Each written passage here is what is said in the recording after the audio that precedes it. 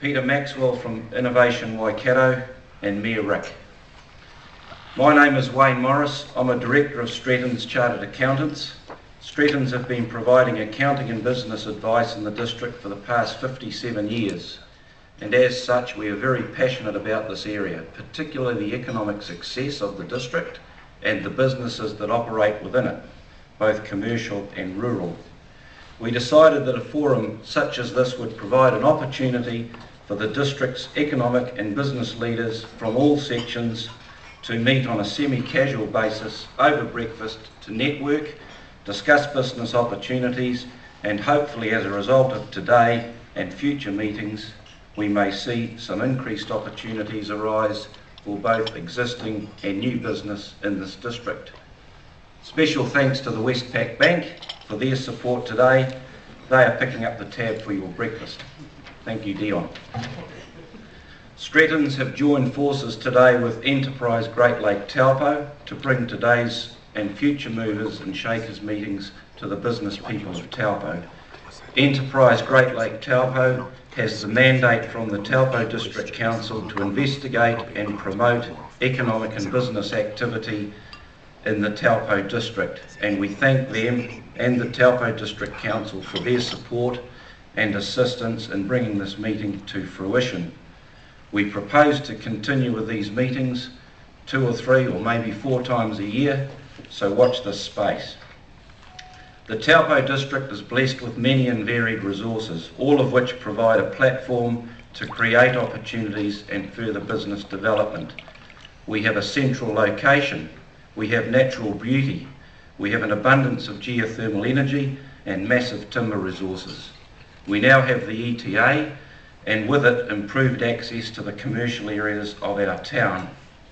We have seen some wonderful development in the district in recent years, with large corporates and our local Maori trusts developing new energy projects.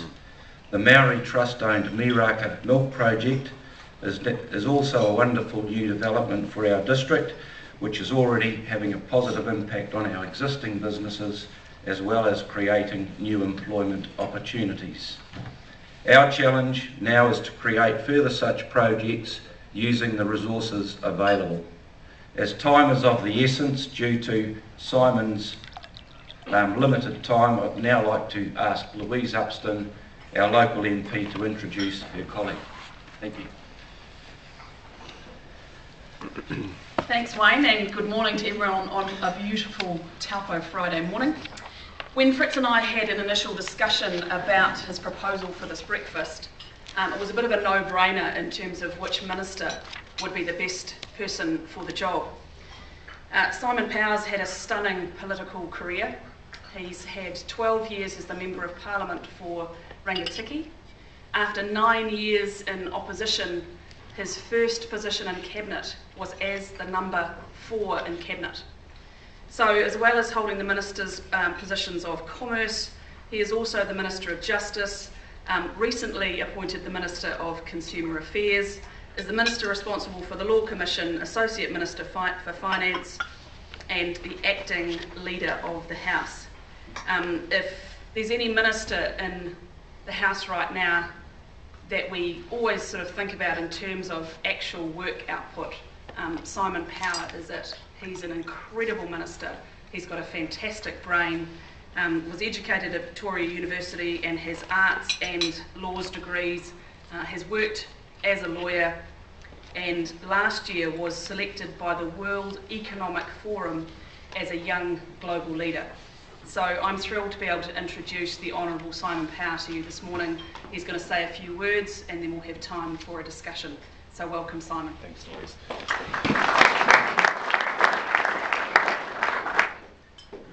Morning, everybody, and that's the nicest thing a colleague's ever said about me, so thanks very much for that, Louise. It's true that you are very passionate about Taupo, and I want to acknowledge the Mayor, who the last time I did a public meeting in Taupo, he ran a public meeting on law and order in the town hall, and I missed a plane from Auckland, so I had to drive from Auckland all the way through to the public meeting. There must have been I don't know, maybe 600 or 700 people at that meeting that night, and it was very passionate, is the way that I would describe it. And so my familiarisation with Taupo is based on a very tight community who have very strong views and are very passionate about their own advancement. And so on that basis, it's my great pleasure to be here this morning. I just want to acknowledge straight up, it has been a challenging few years for business in Taupo, and this is clearly illustrated by the Taupo District Economic Monitor for the year to December 2010, which showed fewer building consents and visitors, lower house sales, and unemployment rising slightly to about 4.3% of the district labour force. With all that in mind though, I'd like to applaud local business and the enterprise Great Lake Taupo for setting up this event at this time. And I urge you to persevere just as the government is doing, because there are reasons to be optimistic. On a local scale, it's great to see Taupo's population increase by about 400 people. Nominal spending has increased in this area by 4.3%, and actually there has been an overall economic growth increase in the Taupo area by 2.5% over the last year. On a national scale, positive signs include export commodity prices at good levels, trading partner growth remains strong, and the economy is growing, or has grown in 6 out of the past 7 quarters, although I admit pretty modestly. And of course it's not long now until we can expect an influx of something like 85,000 international visitors for the Rugby World Cup. Now I know I'm focusing on the positives, and I acknowledge it has been a bumpy road to economic recovery. The collapse of finance companies in New Zealand, and actually in particular areas like Taupo, has had a major impact. I was in Australia just last week talking with Malcolm Turnbull and Joe Hockey about the impact of finance company collapses in Australia. They said to me that the Storm collapse, the Storm Finance Company collapse in Australia had been a major big deal for them. And I said to them, well, how much cash, Aussie dollars, was involved in that?